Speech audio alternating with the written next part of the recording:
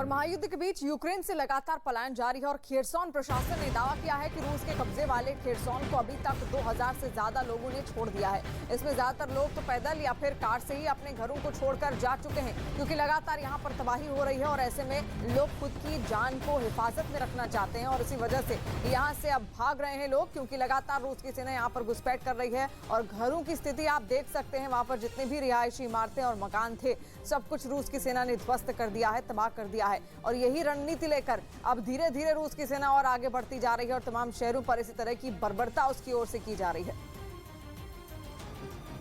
Ukraine के सैनिकों ने खार्किव में रूसी सेना के कब्जे से छुड़ाए गए एक इलाके का दौरा किया, जहां उन्हें सड़कों पर कुछ जवानों के शव पड़े दिखे। दावा किया गया ये शव रूस के सैनिकों के थे और यूक्रेन के हमले में इनकी मौत हुई थी।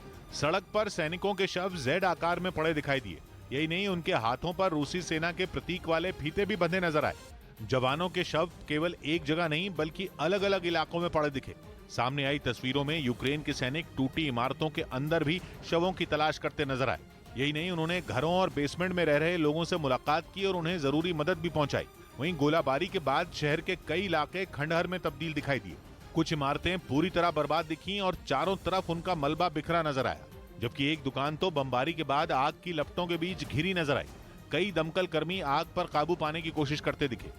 यूक्रेन ने दावा किया कि उसने पिछले हफ्ते में खार्किव के अलग अलग इलाके से करीब 11 गांवों को रूसी सैनिकों के कब्जे से आजाद करवाया।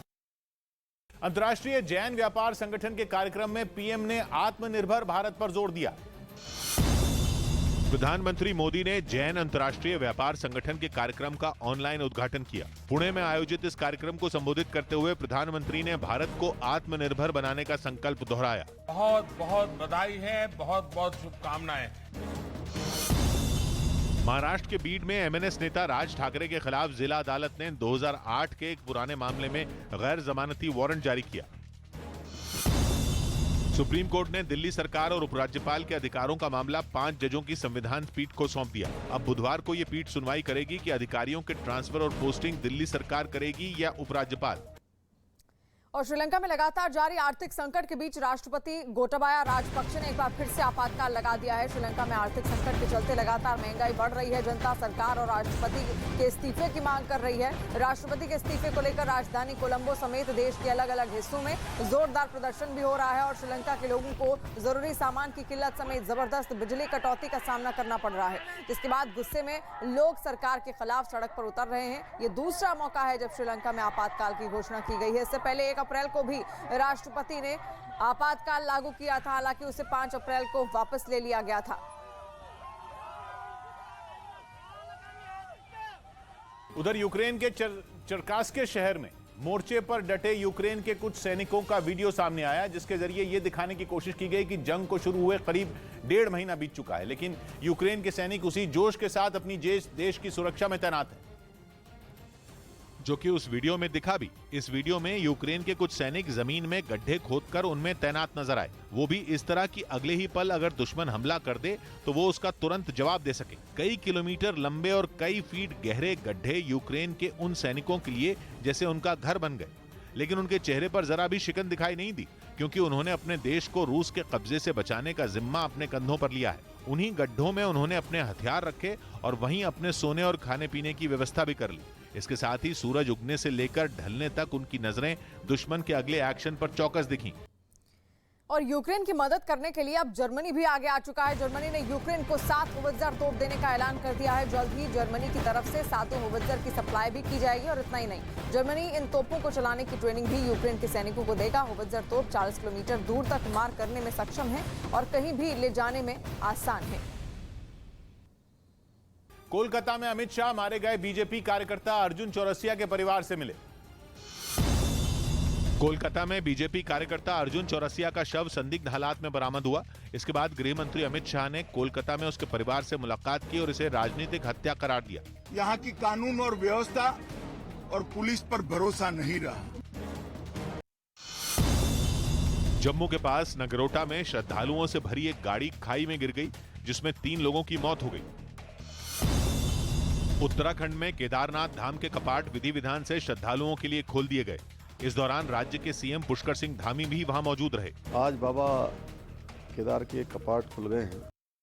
इस बीच ब्रिटेन ने दावा किया कि जल्द ही रूस को जंग के लिए हथियारों के लाले पड़ सकते हैं। एक इंटरव्यू के दौरान ब्रिटेन के chief of defence staff Tony Radakin ने दावा किया कि रूस के पास मिसाइलों की भारी कमी हो गई है और इसका असर यूक्रेन पर हो रहे रूसी हमले में दिखना शुरू हो गया। ब्रिटेन के chief of defence staff Tony Radakin का दावा है कि पिछले दिनों रूसी सेना को सप्लाई होने वाले हथियार उन्हें समय पर नहीं मिल पाए, जिसकी वजह से हमले की धार कमजोर पड़ गई। हालांकि ये दावा ब्रिटेन का है, जो यूक्रेन को शुरुआत से हथियारों की लगातार सप्लाई कर रहा है, इसलिए कि जंग में जेलेंस्की कमजोर ना हो और युद्ध लंबा खिंचता रहे, इसलिए भी कि इससे रूस के आर्थिक के साथ साथ सैन्य ताकत का भी नुकसान हो।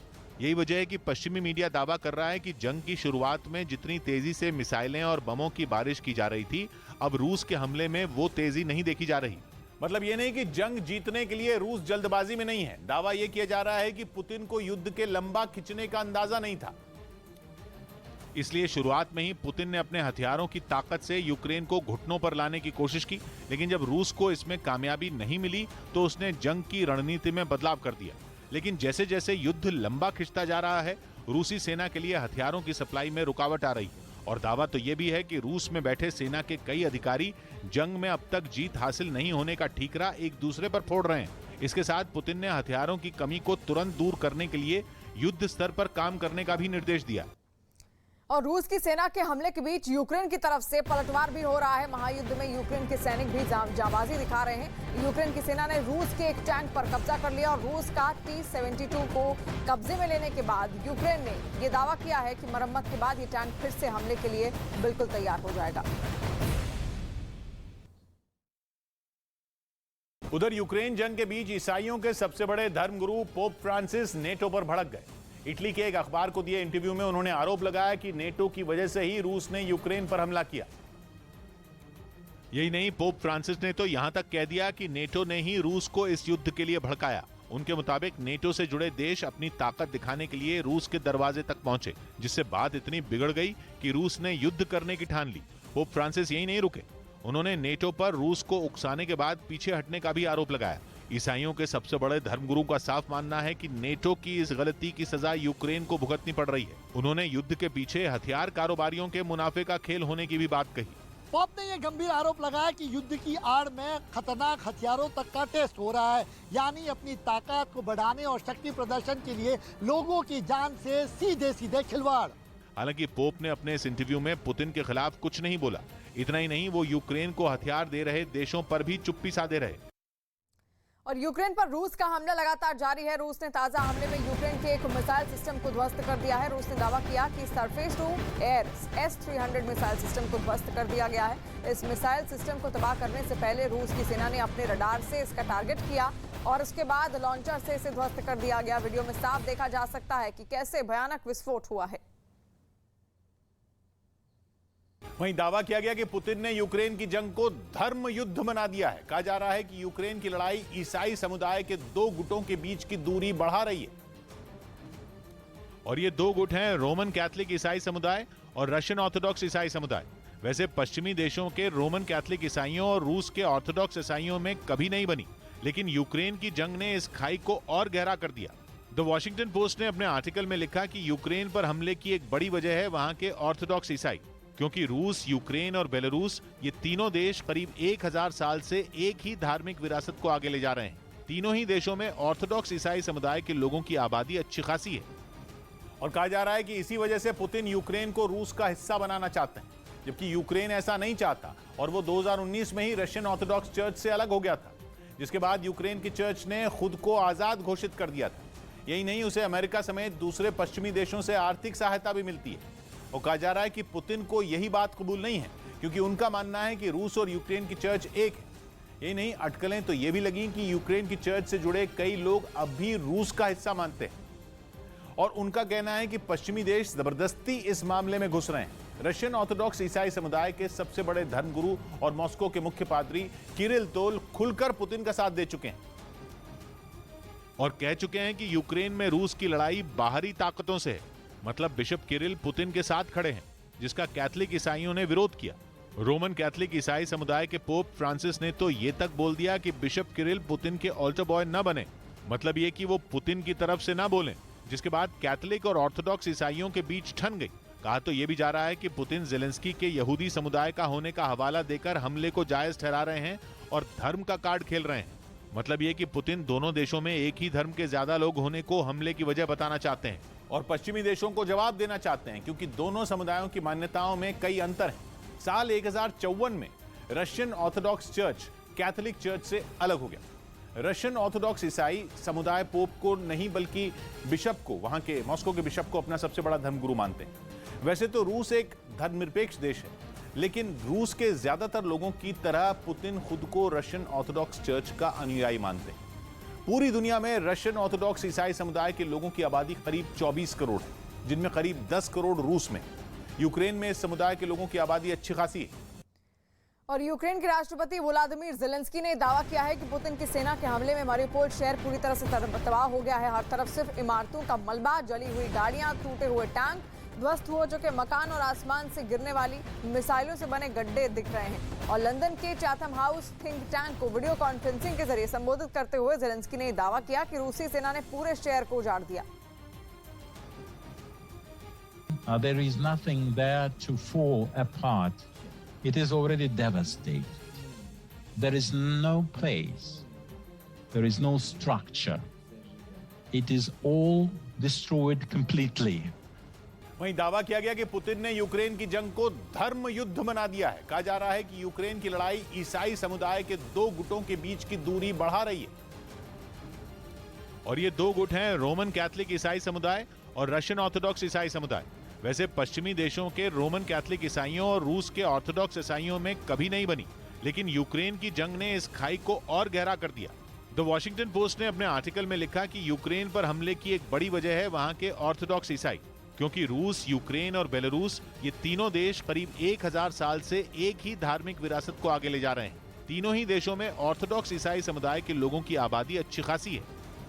और कहा जा रहा है कि इसी वजह से पुतिन यूक्रेन को रूस का हिस्सा बनाना चाहते हैं, जबकि यूक्रेन ऐसा नहीं चाहता और वो 2019 में ही रशियन ऑर्थोडॉक्स चर्च से अलग हो गया था, जिसके बाद यूक्रेन की चर्च ने खुद को आजाद घोषित कर दिया था।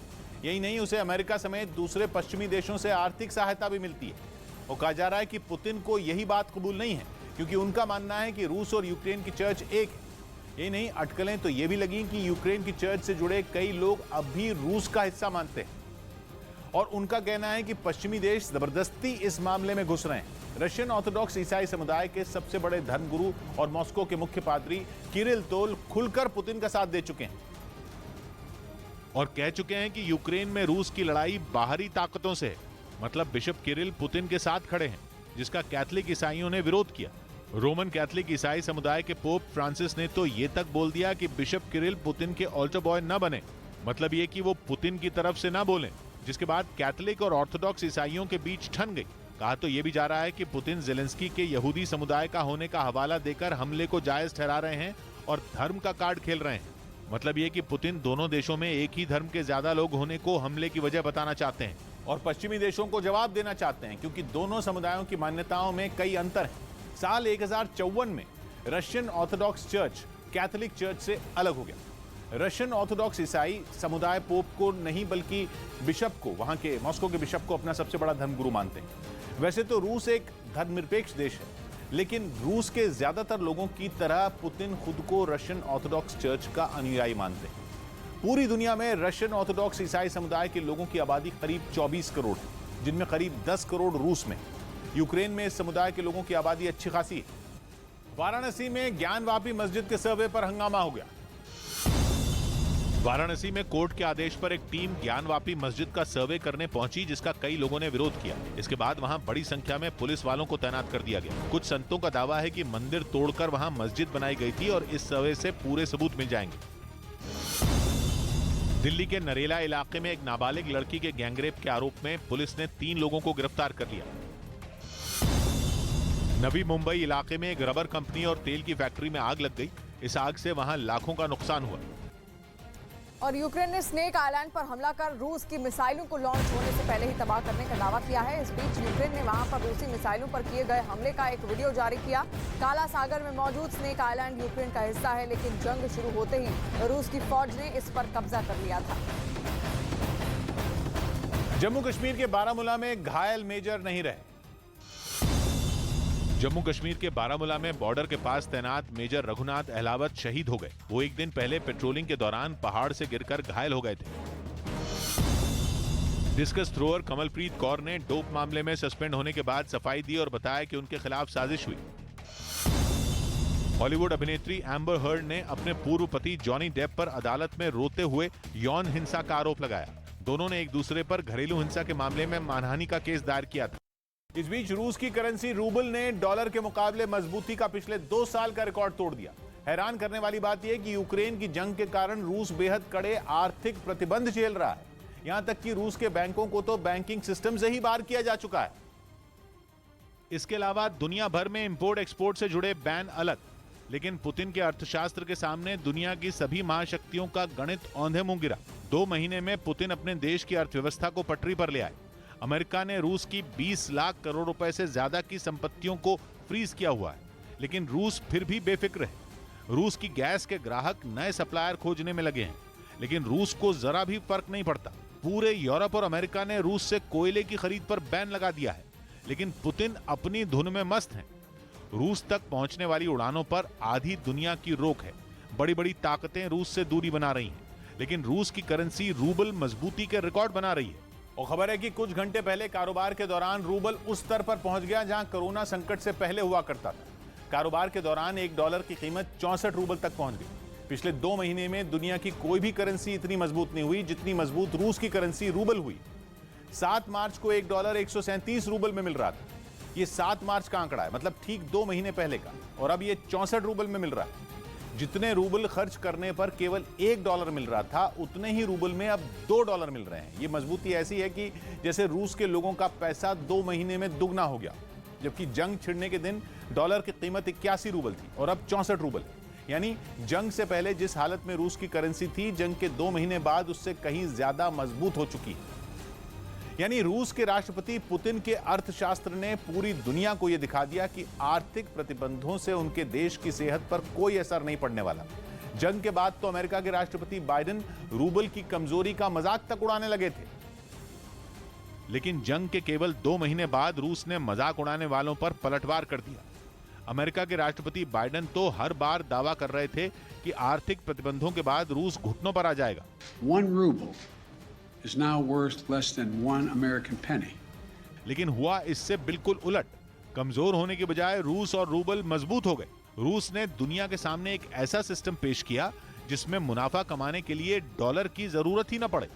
उल्टा रूस पर प्रतिबंध लगाने की कीमत अमेरिका भुगत रहा है। अमेरिका में बढ़ती महंगाई बाइडेन की सबसे बड़ी चिंता है, खासतौर पर तब जब 2 महीने में बाइडेन को अमेरिका में मिड टर्म इलेक्शन का सामना करना है। हालात काबू में करने के लिए वहां ब्याज दरें बढ़ाने का ऐलान भी हो चुका है। हालांकि इससे कितना असर होगा यह अभी कहना मुश्किल है, लेकिन रूबल को पटरी पर लाने में सबसे बड़ा जादू गोल्ड के भंडार ने किया। सदियों पहले पूरी दुनिया में व्यापार गोल्ड के जरिए ही होता था और रूबल को पटरी पर लाने के लिए रूस ने सोने का ही इस्तेमाल किया। जब मार्च में रूबल की ऐतिहासिक गिरावट के वक्त रूस के बैंकों ने तय कीमत पर बिना मोल भाव के गोल्ड खरीदना शुरू कर दिया। दूसरी तरफ दुनिया भर में यह संदेश दिया गया कि रूस गोल्ड स्टैंडर्ड की तरफ लौट रहा है। गोल्ड स्टैंडर्ड एक तरह की बैंकिंग की नीति है जिसमें सोने से उस देश की करेंसी को जोड़ा जाता है।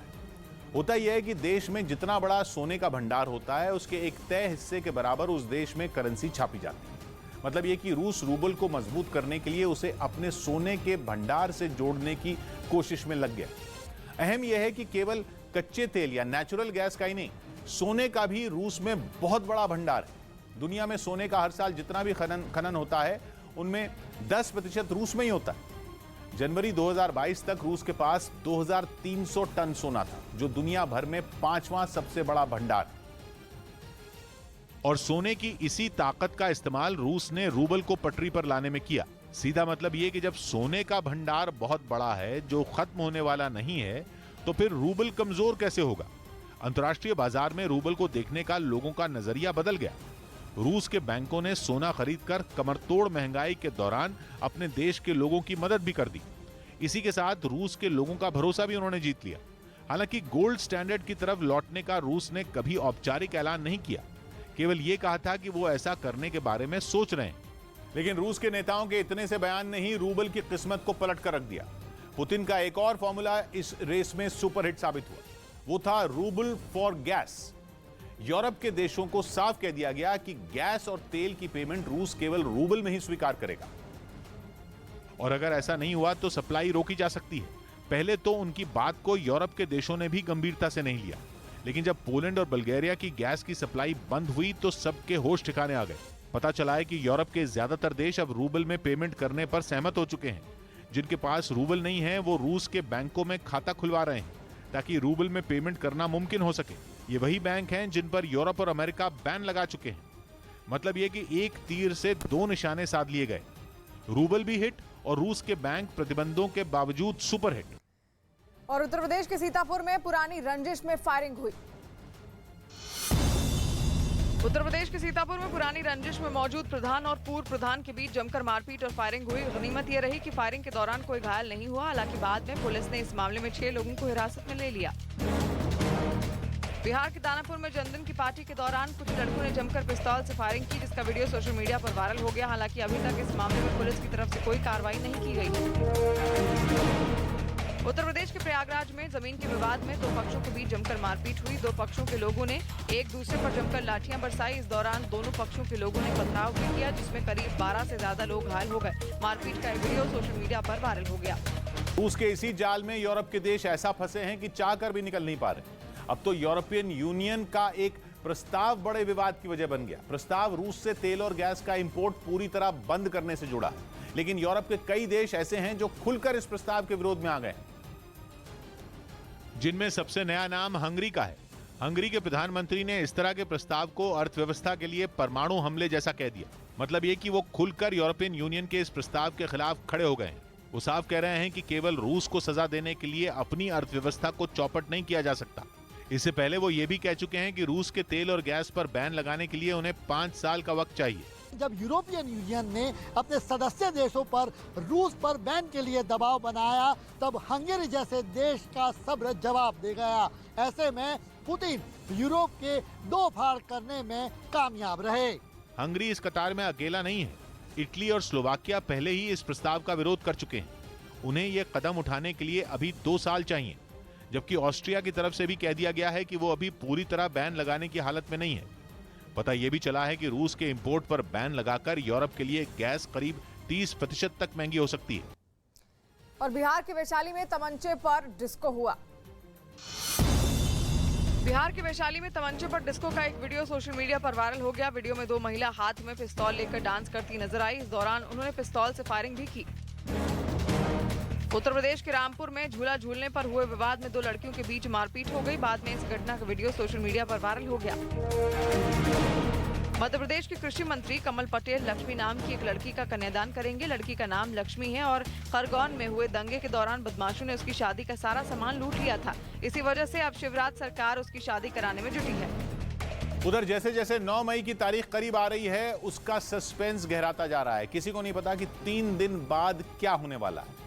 9 मई रूस के लिए एक बेहद अहम तारीख है। इस दिन रूस का विक्ट्री डे होता है और वो हर साल दूसरे विश्व युद्ध में नाजी जर्मनी पर अपनी जीत का जश्न मनाता है। लेकिन इस साल 9 मई की तारीख अलग होने वाली है, क्योंकि इस बार इस तारीख को रूस तगड़ी लड़ाई में उलझा है। इसलिए वहां विक्ट्री डे सिर्फ 77 साल पहले की जीत के लिए ही नहीं मनाया जाएगा, बल्कि उस पर यूक्रेन के युद्ध का भी सीधा असर पड़ेगा। इतना ही नहीं, माना जा रहा है कि 9 मई का दिन यूक्रेन के युद्ध में बहुत बड़ा टर्निंग पॉइंट हो सकता है और यूक्रेन की किस्मत तय कर सकता है। विशेषज्ञों का मानना है कि पुतिन 9 मई को यूक्रेन की जंग की तुलना दूसरे विश्व युद्ध से करके अपने लोगों के मन में देशभक्ति की लौ भड़काने की कोशिश कर सकते हैं। बल्कि अमेरिका का तो कहना है कि 9 मई को पुतिन अपने प्रोपेगेंडा के लिए पूरी ताकत झोंक देंगे, ताकि यूक्रेन में और भी ज्यादा भयानक और खूनी जंग के लिए रूस की फौज और आम लोगों का जबरदस्त समर्थन जुटाया जा सके। वहीं यूक्रेन का दावा है कि रूस की तैयारी यूक्रेन के शहरों में भी विक्ट्री डे मनाने की है। कहा जा रहा है कि इसके लिए मारियोपोल शहर में सड़कों की सफाई का काम भी चल रहा है। 9 मई को लेकर अलग अलग दावे किए जा रहे हैं, लेकिन किसी को नहीं पता कि पुतिन के दिमाग में क्या चल रहा है। और यूक्रेन के मारियोपोल पर रूस का हमला जारी है। यूक्रेन के मारियोपोल स्टील प्लांट पर रूस की तरफ से जोरदार हमला किया गया। यूक्रेन ने दावा किया कि रूसी सैनिकों ने हमले के लिए फाइटर प्लेन और टैंक का इस्तेमाल किया। रूस के इस हमले के बाद आज़ोवस्ताल स्टील प्लांट से भारी तादाद में धुआं उठता दिखा। रूस के खिलाफ जंग लड़ रहे यूक्रेन को जर्मनी ने मदद का ऐलान किया, जिसमें वो 7 होवित्जर तोप भेजेगा। जर्मनी की तरफ से दावा किया गया कि यूक्रेन के सैनिकों को तोप चलाने की ट्रेनिंग भी दी जाएगी। यूक्रेन से जारी जंग के बीच रूस ने यूक्रेन के 41 कैदियों को रिहा कर दिया, जिसमें 28 सैनिक और 13 आम नागरिक शामिल हैं। दावा ये भी किया जा रहा है कि रूस ने युद्ध के बीच अपनी छवि सुधारने के लिए कदम उठाया है। वहीं दुनिया से भुखमरी मिटाने में मदद कर रही संयुक्त राष्ट्र की संस्था वर्ल्ड फूड प्रोग्राम ने चेतावनी दी कि यूक्रेन युद्ध की वजह से विश्व के 40 करोड़ लोगों पर भुखमरी का खतरा मंडरा सकता है, क्योंकि काला सागर से लगे यूक्रेन के बंदरगाह जंग छिड़ने के बाद से ही बंद है। ऐसे में करीब 1.5 महीने से वहां के बंदरगाहों से अनाज की सप्लाई रुकी हुई है, यानी कई देशों को वहां से जहाजों के जरिए अनाज नहीं भेजा जा रहा। ऐसा तब है जब यूक्रेन और रूस दोनों देश दुनिया को गेहूं और जौ का 1/3 हिस्सा निर्यात करते हैं, जिससे उत्तरी अफ्रीका और एशिया के कुछ हिस्सों में बड़ी आबादी के सामने अनाज की समस्या खड़ी होने की आशंका है। Millions of people around the world starving to death. And we need these ports open and we need it now. जो तस्वीरें यूक्रेन के ओडेसा से सामने आई, उनमें खेतों में किसान फसल बोने की तैयारी करते दिखे, क्योंकि अगले महीने जून में फसल लगाई जाएगी। लेकिन इस समय उनके सामने सबसे बड़ी समस्या है कि गेहूं को सुरक्षित रखने वाले गोदाम पहले से ही भरे हुए हैं। बंदरगाह के बंद होने से उनकी सप्लाई हो नहीं पाई। तो ऐसे में समस्या ये है कि जो वो आगे बोएंगे उसे रखेंगे कहाँ। वहीं दूसरी तरफ WFP की तरफ से ओडेसा में कुछ फैक्ट्रियों में ब्रेड बनाना शुरू कर दिया गया, ताकि हालात बिगड़ने से पहले ही सुधार लिए जाएं। बताया गया कि वहाँ रोजाना 10,000 लोगों के लिए ब्रेड तैयार की जा रही है और उसे ओडेसा के लोगों में बांटा भी जा रहा है। और रूस के मुद्दे पर होलैंड को भारत का करारा जवाब। संयुक्त राष्ट्र में रूस से जुड़े एक प्रस्ताव पर भारत के रुख पर सवाल उठाने वाले होलैंड के राजदूत को भारत ने कड़ा जवाब दिया। यूएन में भारत के राजदूत ने साफ किया कि भारत को ये बताने की जरूरत नहीं है कि उसे क्या करना है। भारत के इस विरोध के बाद होलैंड के राजदूत ने अपना ट्वीट भी डिलीट कर दिया। यूक्रेन पर हमले के बाद प्रतिबंधों की मार झेल रहे रूस पर अमेरिका की बाइडेन सरकार ने और कड़े प्रतिबंध लगाने का ऐलान कर दिया, क्योंकि तमाम पाबंदी और दबाव के बाद भी रूस यूक्रेन में अपने सैन्य अभियान खत्म करने के लिए राजी नहीं है। यूक्रेन के साथ जारी जंग के बीच रूस ने झूठी खबर छापने पर एक पत्रकार को गिरफ्तार कर लिया। आरोप है कि उस पत्रकार ने मारिउपोल में एक अस्पताल पर फर्जी बमबारी की खबर छापी थी।